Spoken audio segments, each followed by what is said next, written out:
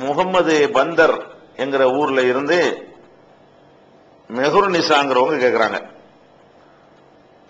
அவங்க என்ன கேட்கிறாங்கன்னா, தர்கா வழிபாட்டினர்களிடம் நாங்கள் தௌஹீதை பிரச்சாரம் செய்யும் போது அவர்கள் கேட்கிறார்கள், அவுலியாக்களிடம் கேட்கக்கூடாது, அல்லாவிடம் தான் கேட்க வேண்டும் என்கிறீர்கள். சரி, நம் உடம்பு சரியில்லைன்னா நாம் மருத்துவரிடம் செல்வதில்லையா? இது மட்டும் சரியா? அப்படிதான் அவுலியாக்களும் என்கிறார்கள். பிறகு இவ்வுலகில் பிறர் உதவியின்றி யாரும் வாழ இயலாது என்று வேறு தத்துவம் போல் பேசுகிறார்கள். அவர்கள் இதனை நன்கு புரிந்து தெளிவடையும்படி விளக்கம் தரவும் கேட்டிருக்கிறாங்க.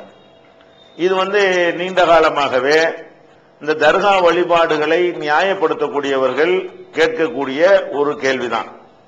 அதாவது நம்ம என்ன பிரச்சாரம் பண்றோம், குர்ஆன் ஹதீஸ் அடிப்படையில் நம்ம செய்யற பிரச்சாரம் என்ன செய்யறோம் என்றால், அல்லாஹ்விடத்தில் மட்டும்தான் நீங்க கேட்கணும், அல்லாஹ்வை தவிர யார்ட்டையும் கேட்கக்கூடாது என்று நம்ம சொல்றோம். அப்ப அல்லாஹ்வை தவிர யார்ட்டையும் கேட்கக்கூடாதுன்னு சொல்வதன் மூலமாக இந்த தர்கா வழிபாடு கூடாதுன்னு சொல்றோம்ல, அவங்க அதுக்கு ஆதாரம் காட்டுறதுக்கு பதிலா எதிராக நம்மள்ட்ட சில கேள்விகளை கேட்கிறாங்க. என்ன கேட்கிறாங்க? அல்லாஹ்ட்ட தானே கேட்கணும். பசிக்குதுன்னு போய் நீங்க வீட்டுல போய் சோறு கேட்கறீங்க, ஹோட்டல்ல போய் டீ வாங்கி குடிக்கிறீங்க, மனுஷன்ட்ட தானே வாங்கி கேட்கறீங்க. நோய்வாய்ப்பட்டீங்கன்னா டாக்டர்கிட்ட தானே போய் வைத்தியம் பாக்குறீங்க, அதெல்லாம் மனுஷன்ட்ட கேட்கறது தானே. எத்தனையோ விஷயங்கள்ல உலகத்துல நம்ம வாழும் பொழுது நமக்கு சட்டை வேணும்னா ஒரு டெய்லர்ட்ட போய் தான் என்ன செய்யறோம், சட்டையை தைக்க சொல்றோம். ஹோட்டல்ல போய் சாப்பாடை கேட்கறோம், மளிகை கடையில போய் மளிகை சாமான வாங்குறோம். இப்படி நம்ம வீடு கட்டுறாந்தா கொத்தனார்ட்ட போய் உதவி தேடுறோம். ஒரு மர சாமான்கள் செய்யறாந்தா தச்சர்கிட்ட போய் நம்ம என்ன செய்யறோம், உதவி தேடுறோம். இப்படி மனிதர்கள்ட்ட தானே உதவி தேடி கொண்டு இருக்கிறோம். அல்லாட்ட மட்டும் தான் தேடணும்னு ஒரு பக்கம் சொல்றீங்க, மனிதர்கள்ட்ட தேடுறத இன்னொரு பக்கம் அனுமதிக்கிறீங்க. அவுளியாக்கள்கிட்ட மட்டும் உங்களுக்கு ஏன் கசக்குது? அப்ப மனுஷன் எல்லாம் அவன்கிட்ட கேட்கலாம், இவன்கிட்ட கேட்கலாம், அவுளியாட்ட மட்டும் கேட்க கூடாதா அப்படிங்கிற மாதிரி ஒரு கேட்கும் பொழுது விவரம் அறியாத மக்களுக்கு இது பயங்கரமான ஒரு தத்துவம் மாதிரி தெரிகிறது. இதை நினைத்து கொண்டு அவங்க என்ன செய்யறாங்க, சரிதானே, ஒரு டாக்டர்கிட்ட போய் வைத்த வலிக்கு நம்ம ட்ரீட்மெண்ட் பண்ணலாம்னு சொன்னா அவுளியாட்ட போய் அவுளியாவே எங்களுக்கு குணப்படுத்துங்கன்னு கேட்க கூடாதா கேட்கிறாங்க. இந்த கேள்விக்கு அடிப்படையான காரணம் என்னன்னு கேட்டா, அல்லாஹ்விடத்தில் தான் கேட்கணும்னு நம்ம சொல்றோம்ல, அது என்ன அர்த்தத்துல நம்ம சொல்றோம், என்ன அர்த்தத்துல குர்ஆன் சொல்லுது, என்ன அர்த்தத்துல ரசூல் ஸல்லல்லாஹு அலைஹி வஸல்லம் சொன்னாங்க அப்படிங்கறத விளங்காம அவங்க தப்பான ஒரு அர்த்தத்துல விளங்கி கொண்டதுதான் இதுக்கு காரணம். இப்ப அல்லாஹ் குர்ஆன்ல என்ன சொல்றான், இய்யாக நஅபுது வ இய்யாக நஸ்தஈன், உன்னையே நாங்கள் வணங்குகிறோம், உன்னிடமே உதவியும் தேடுகிறோம். அப்ப உதவி அல்லாஹ்ட்ட தான் தேடணும்னு சொல்லி அல்லாஹ் என்ன செய்யறான், உன்னிடம் உதவி தேடுகிறோம் அப்படின்னு சொல்லாம உன்னிடமே உதவி தேடுகிறோம் அப்படின்னு அல்லாஹ் கற்றுத்தர்றான். அப்ப உதவி அல்லாஹ்ட்ட தான் தேடணும். அதே அல்லாஹ் என்ன செய்யறான்டா குர்ஆன்ல வேற ஒரு இடத்துல, வதஆவனு அலல் பிர்ரி வத்தக்வா, நல்ல காரியங்களுக்கும் இறையச்சத்திற்கு உகந்த காரியங்களுக்கும் ஒருவருக்கு ஒருவர் உதவியாக இருந்து கொள்ளுங்கள். அப்ப நல்ல காரியம் செய்யறாங்க, ஒருத்தருக்கு ஒருத்தர் செய்யுங்க, உதவியாகவும் ஒத்தாசையாகவும் இருங்க அப்படின்னு அல்லாஹ் என்ன செய்யறான் குர்ஆன்ல சொல்றான். ஒரு இடத்துல உன்னையே வணங்குகிறோம், உன்னிடையே உதவி தேடுகிறோம்னு சொல்றான். இன்னொரு இடத்துல நீங்க ஒருத்தருக்கு ஒருத்தர் உதவி கொள்ளுங்கிறான். அப்ப அல்லாஹ் என்ன செய்யறான்னா ஒரு உதவியை அனுமதிக்கிறான், ஒரு விதமான உதவி செய்வதை வேணாங்கிறான். அப்ப அல்லாஹ்வே ரெண்டையும் சொல்லும் பொழுது அப்ப ரெண்டு முரண் மாதிரி தெரியுதுல. உன்னிடமே உதவி தேடுகிறோம் ஒரு இடத்துல இருக்கிறது, இன்னொரு இடத்துல இருக்கிறது நீங்க ஒருத்தருக்கு ஒருத்தர் உதவிக்கலாம், அப்ப மனுஷன்ட்ட உதவி தேடலாம்ன்றது இன்னொரு இடத்துல இருக்குது. அப்ப இது மாதிரியான கருத்துடைய வசனங்களை நிறைய எடுக்கலாம். இது கூடாதுன்னு சொல்ற மாதிரியான வசனங்களையும் எடுக்கலாம், மனிதர்கள் ஒருத்தருக்கு ஒருத்தர் உதவியா இருந்துக்கிறங்க அப்படிங்கிற மாதிரியான வசனங்களையும் நிறைய எடுக்கலாம். அப்ப யாசகம் கேட்கறதுக்கு தர்மம் செய்யுங்கன்னா யாசகம் கேட்கலாம்னு வர்த்தனை செய்யுது, இப்படி நிறைய எடுக்கலாம். அப்ப இதுல என்ன எதனால இதை குழம்புறாங்கன்னு கேட்டா, உன்னிடமே உதவி தேடுகிறோம் என்றால் அதுக்கு என்ன அர்த்தம் சொன்னா, கடவுள் என்ற நிலையில் இறைவன் என்ற நிலையில் வைத்து உன்னிடமே உதவி தேடுகிறோம். எந்த இடத்தில் வைத்து தேடுகிறோம்ன்றது முக்கியம். அதாவது ஒரு கடவுள் நிலையில இறைவன் நிலையில ஒரு வைத்து உதவி தேடுதல் என்பது அல்லாஹ்விடத்தில் மட்டும்தான் இருக்க வேண்டும். மனிதன் என்ற நிலையில மனிதன் என்ற இடத்திலே வைத்து உதவி தேடுவது என்பது அது மார்க்கத்தில் தடுக்கப்பட்டது கிடையாது. எது தடுக்கப்படுதுன்னா, ஒரு ஆள்கிட்ட உதவி தேடுறதா இருந்தா அவரை மனுஷ இடத்துல வச்சு நீங்க உதவி தேடலாம், அவரை அல்லாஹ்வுடைய இடத்துல வச்சு நீங்க உதவி தேடக்கூடாது. இதுதான் விவரமே. இதை நீங்க புரிஞ்சுக்கிறதுக்கு சொல்வதாக இருந்தால், இப்ப மனுஷன் நம்ம உதவி தேடுறோம், எப்படி தேடுவோம், ஒரு ஆள்கிட்ட உதவி தேடுறதா இருந்தா அவருக்கு பக்கத்துல நம்ம போகணும், அல்லது தொலைபேசியிலையாவது அவரை தொடர்பு கொள்ளணும். எனக்கு இந்த மாதிரி ஒரு 1000 ரூபாய் வேணும், எனக்கு அது வேணும் இது வேணும் நம்ம கேட்கணும். நமக்கு உடல்நிலை சரியில்லைன்னு சொன்னா நம்ம மருத்துவரை தேடி நம்ம போகணும், அல்லது மருத்துவர் நம்மளை தேடி வரணும். என்ன செய்யணும், நம்மளை ஒரு சோதனை பண்ணணும். சோதனை பண்ணி அவர் என்ன செய்வாரு, அவர் செய்யக்கூடிய வைத்தியத்தை நமக்கு தெரிகிற மாதிரி அவர் செய்வார். இப்படிதான் நம்ம டாக்டர்கிட்ட போய் உதவி தேடுறோம். எப்படி தேடுறது இல்ல, நம்ம இந்த ரூம்ல உட்காந்துக்கிட்டு டாக்டரே எனக்கு வயிற்று வலி போகணும்னு நம்ம கேட்போமா? யாராவது கேட்க மாட்டேங்கிறோம். ஏன்? மனுஷன் அவனை கொண்டு டாக்டரே வயிற்று வலி போகணும்னு அல்லாட்ட கேட்கலாம். எப்படி கேட்கலாம்? அல்லாட்ட கேட்கறாங்க, நேரம் அல்லாஹ் போய் பார்த்து பக்கத்துல உட்கார்ந்து என்ன அல்லா வயிற்று வலிக்க நம்ம கேட்க மாட்டோம். அல்லாட்ட எப்படி கேட்போம்? வீட்டுல உட்கார்ந்து கேட்போம், காட்டுல உட்கார்ந்து கேட்போம், ராத்திரில கேட்போம், பகல்ல கேட்போம், கூட்டத்துல கேட்போம், தனிமையில கேட்போம், எப்படி வேண்டாலும் கேட்போம், எந்த நேரத்தில் வேண்டாலும் கேட்போம். அப்ப அல்லாவிடத்துல கேட்கும் பொழுது நம்ம எப்படி நினைக்கிறது இல்ல, அல்லாஹ் பலவீனமானவன் என்று நம்ம நினைப்பது இல்ல. நம்ம எந்த மாதிரி கேட்டாலும் அவனுக்கு விளங்கும் என்று நம்ம என்ன செய்யறோம், புரிந்து கொண்டு இறைவா எனக்கு செல்வத்தை தாண்டு நம்ம கேட்கிறோம். அப்ப அல்லாஹ் தேடி நம்ம யாரும் போய் கேட்கறது இல்ல, தேடி போக தேவையில்லை. எங்க இருந்து கேட்டாலும் அவனுக்கு மெசேஜ் போயிடும் அப்படின்னு நினைக்கிறோம். மனுஷன் கேட்கறது எப்படி கேட்கிறோம்? ஒரு மளிகை கடையில போய் நம்ம மிளகா 1 கிலோ வேணும்னு கேட்கிறோம். எப்படி கேட்கிறோம்? நம்ம இங்க இருந்து மெனக்கட்டு போறோம், அதுக்குரிய காசை கொடுக்குறோம், அவன் அதை தர்றான், அப்படிதான் கேட்கிறோமே தவிர நமக்கு மளிகை ஜாமான் வேணும்னு சொன்னோன்னே நம்ம வீட்டுல உட்காந்துக்கிட்ட 5 கிலோ மிளகா வேணும்னு கண்ண முடியும் சொன்னா சேர்ந்துருமா? சேராது. அப்ப மனிதனை மனித இடத்துல நிறுத்தி கேட்கிறது என்பது வேற, இறைவன் இடத்துல நிறுத்தி கேட்கிறது என்பது வேற. இப்ப நம்ம தர்காவில் போய் கேட்கிறாங்களே, அவரை எந்த இடத்தில் வைத்து கேட்கிறாங்க? அல்லான்னு சொல்றது இல்ல அவுளியாவ. ஆனா அந்த அவுளியா வச்சுக்கிற இடம் என்ன? அல்லாட்ட எப்படி ரூம்ல உட்கார்ந்துட்டு கேட்பாங்களோ, தூரத்தில் உட்கார்ந்துட்டு கேட்பாங்களோ, இரவுல கேட்பாங்களோ, ஒரு நேரத்தில் லட்சக்கணக்கான பேர் அல்லாட்ட கேட்பாங்களோ, அந்த மாதிரி கேட்கிறாங்களா இல்லையா?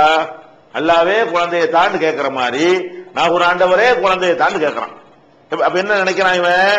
எங்க இருந்து கேட்டாலும் அல்லாஹுக்கு எப்படி விளங்குமோ அந்த மாதிரி இந்த மகானுக்கு விளங்கும். அதான் அதுக்கு அர்த்தம். அப்ப இவன் எந்த இடத்தில் வைத்து கேட்கிறான்? அல்லாஹ்வுடைய இடத்துல வச்சிருக்கான, மனுஷன் இடத்துல வச்சானா? இந்த நாகூர்ல அடங்கி இருக்கிறவரை, இந்த அவுலியான்னு சொல்லக்கூடியவரை மனித இடத்தில் வைத்தால் என்ன செய்யணும்? அவரை நேர போய் பார்க்கணும், ஒரு முன்னாடி உட்காரணும், அவரை சந்திச்சு பேசணும், அப்புறமேல அவர்கிட்ட கேட்கணும்னு சொன்னா அது மனுஷன் இடத்துல வைக்கிறேன்னு அர்த்தம். அது மாதிரி மனுஷன் கேட்கறதுல இந்த வகையில இவங்க இறைவன் இடத்துல வச்சிடறாங்க. அதே மாதிரி அல்லாட்ட கேட்கறதுக்கு அல்லா கியூல நின்று நான் கேட்போம். யாராச்சும் அல்லாட்ட இத்தனை கோடி பேர் கேட்கணும், என்னப்பா எல்லாரும் ஒரே நேரத்தில் கேட்கறீங்க, ஒருத்தனாவா அப்படி நல்லா சொல்லுவானா? சொல்ல மாட்டான். இந்த ஒரு செகண்ட்ல கோடிக்கணக்கான பேர் அல்லாட்ட கேட்பான், ஒரு செகண்ட்ல லட்சக்கணக்கான பேர் கேட்பான். அப்ப எதை நம்பி அவன் கேட்கறான்? நம்ம லட்சக்கணக்கான பேர் அல்லாட்ட கேட்டாலும் ஒவ்வொருவருடைய கோரிக்கையும் தனித்தனியாக கிரகிக்கக்கூடிய ஆற்றல் அவனுக்கு உண்டு அப்படின்னு கேட்கிறோம். நம்ம ஒரு வைத்தியத்துக்காக டாக்டர்கிட்ட போறோம், ஒரு 10 நோயாளி போயிட்டோம், 10 பேர் ஒன்னா சேர்ந்துட்டு ஒரு வயிற்று வலி தலைவலி எல்லாரும் கத்தனான்னு வைங்க, அவர் எதையாவது கிரகிக்க இயலுமா? கிரகிக்க இயலாது. அதுதான் டோக்கன் கொடுத்துருவாங்க. என்ன செய்வாங்க? முதல்ல நீ வா, ரெண்டாவது நீ வரும்போது நீ வராத, நீ வரும்போது நீ வராதுன்னு சொல்லி என்ன செய்யறாங்க? டோக்கன் கொடுத்துடுறாங்க. அப்ப என்ன அர்த்தம்? நீங்க 10 பேரும் ஒன்னா கேட்டா எனக்கு விளங்காது, ஒத்தரா வந்தா தான் நான் உங்களுக்கு ட்ரீட்மெண்ட் பண்ண இயலும்னு சொல்றாருல. அப்ப அவர் எந்த இடத்துல வச்சிருக்கணும்? இப்ப மனுஷத்துல வச்சுக்கிட்டோம். ஒரு மனிதன்கிற எல்லா பலவீனமும் இருக்கு உண்டு. இவர் ஒரு நேரத்தில் 1,00,000 பேருக்கு ஆன்சர் பண்ண இயலாது. இவருக்கு மனிதன்கிற முறையில ஒரு நேரத்தில் ஒண்ணுதான் பண்ண இயலும் அப்படிங்கிற அடிப்படையில் வச்சிருக்கிறோம்.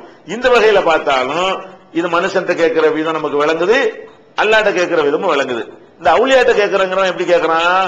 ஒரு செகண்ட்ல 1000 பேர் கேட்கறான், அதே செகண்ட்ல 1,00,000 பேர் கேட்கறான், அதே செகண்ட்ல கோடி பேர் கேட்கறான். அப்ப எல்லாரும் என்ன நினைக்கிறான்? அல்லாஹ் எப்படி எத்தனை பேர் கேட்டாலும் விளங்குவானோ அந்த மாதிரி இவர் இருக்கிறாரு. அப்ப யார் இடத்துல வச்சு இந்த உதவி கேட்கப்படுது? இந்த அவுளியான்னு சொல்லக்கூடியவரை அல்லாஹ்வுடைய இடத்தில் வைத்து கேட்கப்படுகிறதா, மனிதர் என்ற இடத்தில் வைத்து கேட்கப்படுகிறதா? அல்லாஹ்வுடைய இடத்துல வச்சு கேட்கிறதா பாயிண்ட். அல்லாஹ்வுடைய இடத்துல வச்சு கேட்கறது தான் அங்க தடுக்கப்படுமே தவிர கேட்கிறதே தடுக்கப்பட்டது கிடையாது. 2 விஷயம். 3வது எடுத்துக்கிட்டீங்கன்னு சொன்னா, ஒரு மனிதர்கிட்ட போய் நம்ம உதவி கேட்கிறோம், அல்லாட்டையும் கேட்கிறோம். அல்லாட்ட நம்ம கேட்டோம்னு சொன்னா, அல்லாஹ் நமக்கு உதவி செய்யறான்னு சொன்னா எந்த மாதிரி அந்த உதவி நமக்கு வருது என்பதை நம்மளுக்கு கண்டுபிடிக்க இயலாது. இறைவா நான் ஏழையா இருக்கேன், என்னை பணக்காரனாக்குன்னு கேட்கறான். உடனே மூட்டை பொத்துக்கிட்டு ரூபா நம்ம கொட்டாது. நம்ம துவா செஞ்சிருவோமா? அல்லாஹ் தர நினைச்சிட்டானா நம்ம செய்யற வியாபாரத்துல நம்ம செய்யற தொழில நம்மளை அறியாமல் பறக்கத்து செஞ்சு திடீர்னு பார்த்தா லட்சாதிபதியா இருப்போம், திடீர்னு பார்த்தா கோடீஸ்வரன் ஆயிருவான். அப்ப இந்த பணம் எப்படி வருதுன்னு யாருக்கா தெரியுமா? தெரியாது.